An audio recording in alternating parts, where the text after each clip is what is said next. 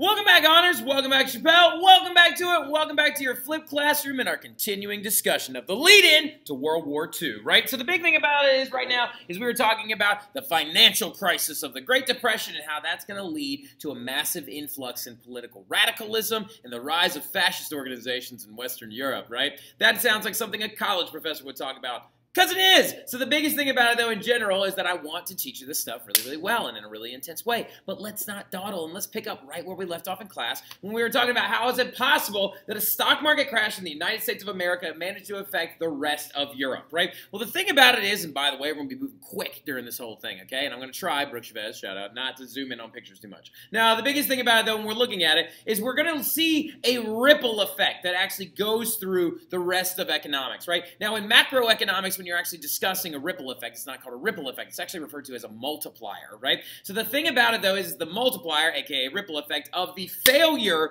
of the stock market inside of the United States of America led to a failure of the Dawes Plan, right? And the Dawes Plan was that thing that we demonstrated in class today where we were just simply moving America's money around to help Germany, to help pay France and Great Britain, and to help pay us off, right? So the thing about it is that there's an absence of that money that was going around helping pay everybody off.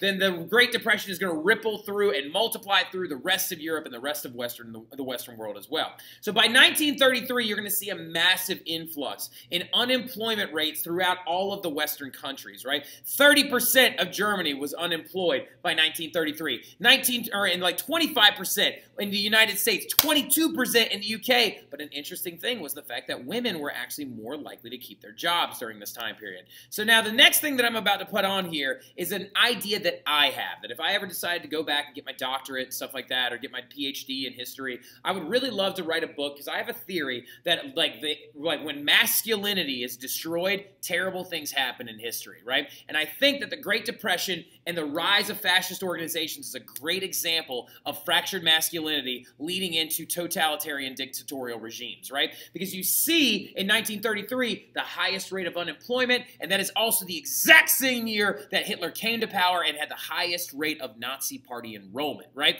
So the thing about it, though, is that this massive unemployment is going to give power to people like these dictators, like Hitler and Mussolini, to come to power and take over their governments, right? Because the Great Depression is going to fuel the rise of these totalitarian dictators. Now, the thing about it is because these men came in and preyed upon people when they were at their weakest state. They showed up in 1933 at the outbreak of the Great Depression, and their names had already become popular. Well, Benito Mussolini had already done it. But Hitler comes in and takes advantage of people in Germany when they were at their lowest, right? Because the thing about it is it's all their tactic. And they had multiple different techniques that they would actually use to take advantage of these people when they were at their very lowest and weakened states, promising to restore their masculinity and restore their statehood and restore their pride and trying to gain more interest in their organizations, right? And so one big thing that you saw, one tactic used by these people, so the next section of this flip is all tactics used by fascist dictators to recruit followers, right? Now, a big one that happened early on, especially with Mussolini, but also with Hitler as well, was they created these things known as paramilitary groups, right? Now, what a paramilitary group is basically it's a militia, right? It's a improvised fake military created by these people where basically like Hitler supplied them with uniforms and guns and things like that, and they were set loose into the streets to actually kind of recreate the military ideals and the military backing that they would have had in World War I. These groups roamed the streets, intimidated politicians, physically assaulted minorities, forced them to drink castor oil, which would cause them to violently throw up and stuff like that, all the while trying to promote the idea that only Germans belong in Germany or only Italians belong in Italy. And they had multiple different groups that did this. The lower level one for the Nazis was actually called the brown shirts, and you can see Hitler actually standing amongst them right there. And then also as well the black shirts, which would later on become known as Hitler's SS, which is going to be the main force that actually uses itself to violently take over the Jewish populations of Germany during the Holocaust, right?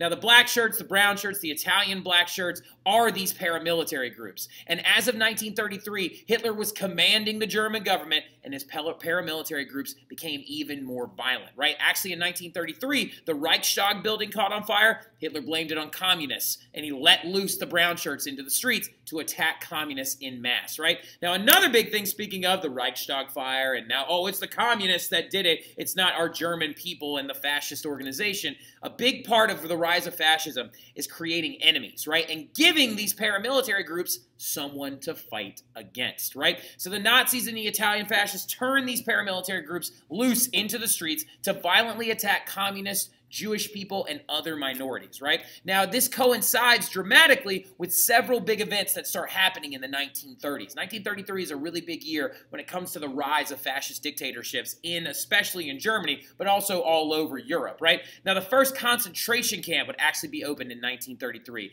known as Dachau, right? And it was being used to hold communists, Jewish people, and political agitators, right? And then following shortly after that, in 1935, Hitler begins to create his Holocaust campaign by defining who the German people are. And he creates these things known as the Nuremberg Laws, which are the most racist thing you've ever heard of in your entire life, and the most anti-Semitic thing that you've ever heard in your entire life. Because these are the laws that define what a German Aryan was, or what a person that was descendant of Aryan race or blood was, right? And it began segregating people away from society, like the Jewish people, and also people that he referred to as undesirables, right? And so you could actually see these posters were hung up all over Germany, and it talked about your lineage and how you knew that you were of pure German race and actually not related to the minorities or undesirables that he actually believed in. See, this is all about creating an enemy and giving people someone to hate to try and give them pride in their country, a tactic known as negative integration, right? So the thing about this entire aspect, though, is that literally he used laws and regulation to try and anger his people. And he also used violent action, right? One very famous event is known as Kristallnacht, the 1938, actually aka known as the Night of Broken Glass, right? Night of Broken Glass is literally when a Jewish shop owner, a man owned a Jewish shop, and he was told and commanded under the Nuremberg laws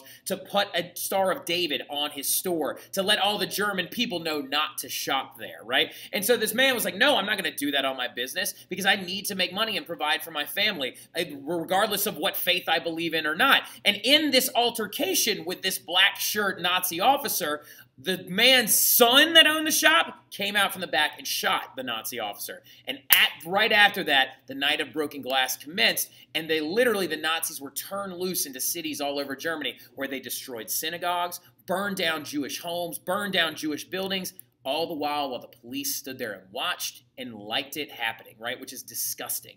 Absolutely disgusting. There are actually pictures of Nazis spraying the walls of homes on either side of Jewish ones so the German homes didn't burn while the Jewish one did, right? Because Hitler's goal this entire time was to create what he called his Volksgemeinschaft, right? Which literally means the people's community or a pure German race, because that's a huge element of fascism, is the idea of a master race. And the same thing happened in Italy as well when they created the Italian racial laws, right? Now, another big element of fascism being on the rise in the 1930s is they wanted to reduce the rights of women, because how better to make a man feel more like a man than forcing their wives into a sedentary and servile role, right? They literally created a system where women were dependent on a man's wages, right? This right here is an advertisement from Italy showing a Italian woman as strictly a mother who supports the next up-and-coming generation of militaristic sons. This right here was a magazine that was approved for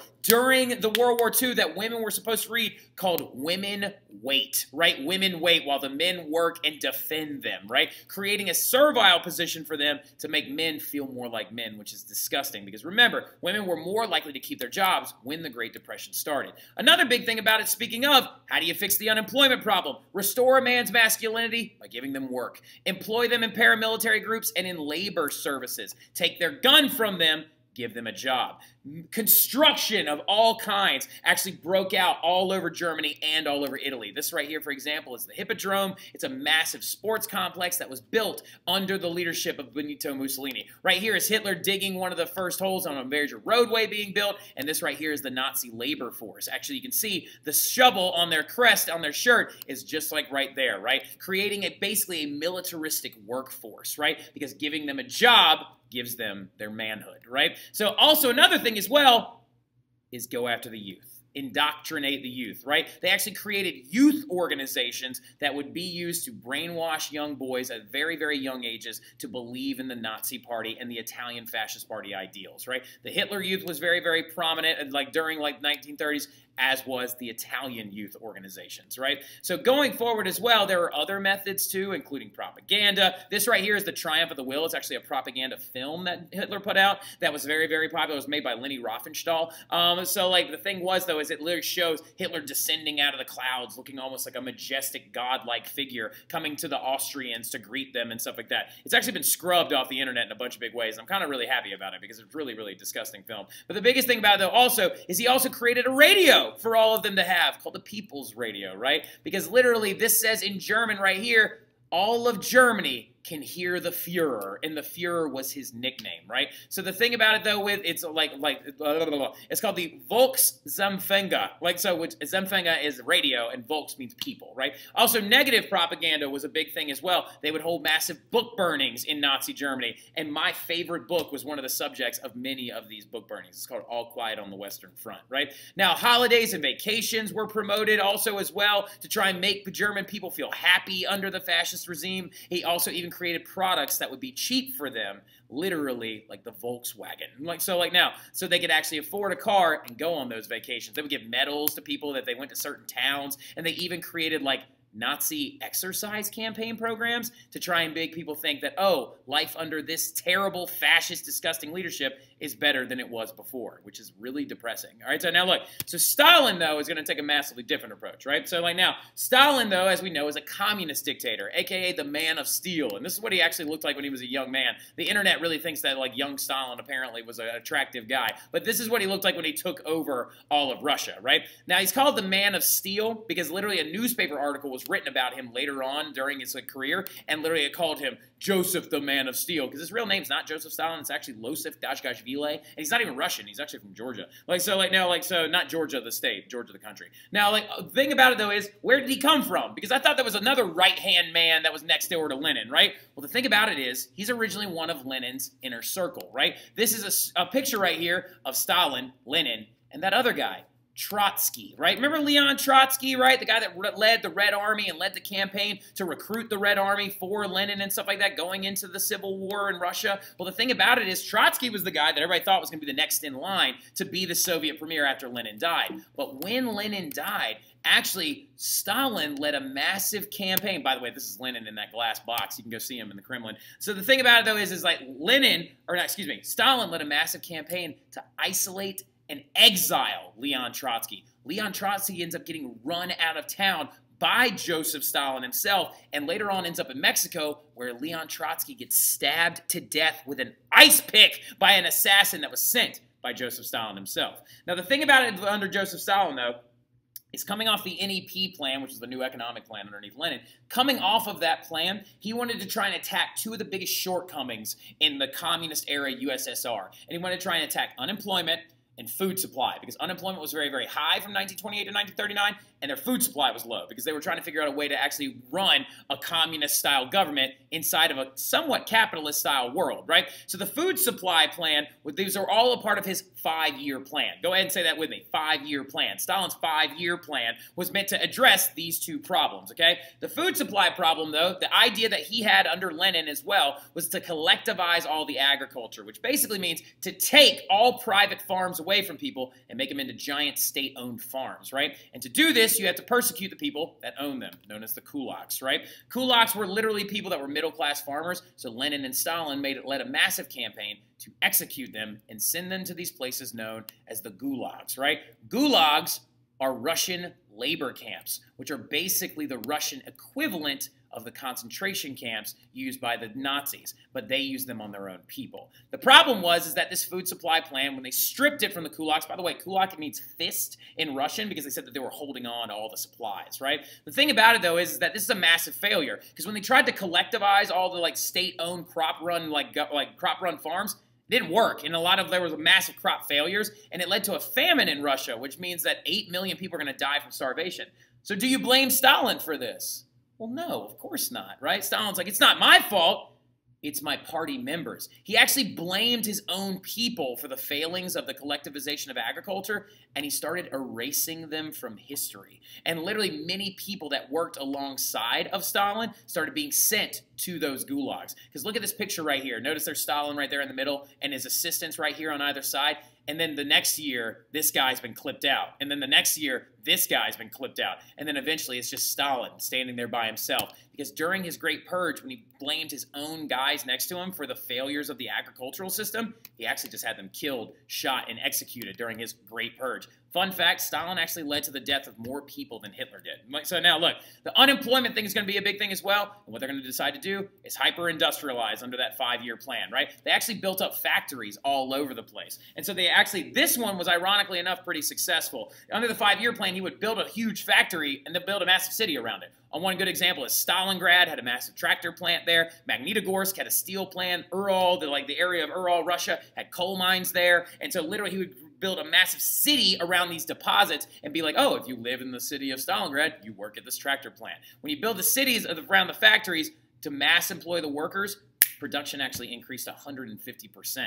And that's why he was known as the man of steel, right? So that's right there is where we're going to wrap everything up. We'll talk about Japan a little bit tomorrow as well. Then we're going to talk about how Hitler is going to start violating the Treaty of Versailles. But I'll see y'all soon.